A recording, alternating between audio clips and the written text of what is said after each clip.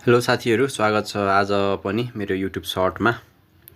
So daily वर्कआउटको update छ।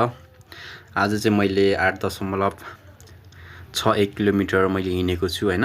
अनि मेरो आजको टोटल समय भनेको चाहिँ 1 घन्टा झन्डै 46 मिनटको छ।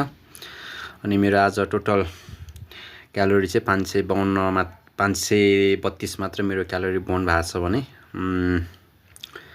मेरो आज 11,781 स्टेप मात्र रहेको छ। अनि मैले आज चाहिँ मेरो रुट देखाउनु पर्दाखेरि सधैँ चाहिँ आज पनि चुनिखेल हुँदै जगडोलभन्दा अलिक ओराबाट माथि जङ्गलतिर उकालो लागेर फेरि यता जगडोल यो हाइकिङ पोइन्टमा आएर फेरि म यसरी पछाडि घुमेर आफ्नो एरियामा आएको छु। सो आजको मेरो रुट यो थियो। So thank you guys. सबै